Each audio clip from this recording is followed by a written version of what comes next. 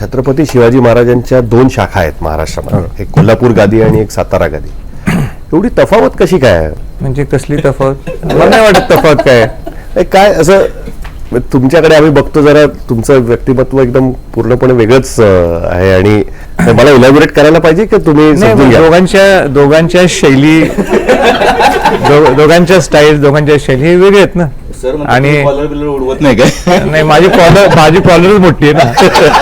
त्यामुळं तर ते त्यांची स्टाईल आहे, माझी स्टाईल वेगळी आहे आणि मला वाटतं की आपण आपली स्टाईल सांभाळावी. त्यांच्या स्टाईलनी ते मोठे आहेत, माझ्या स्टाईलनी मी मोठं आहे.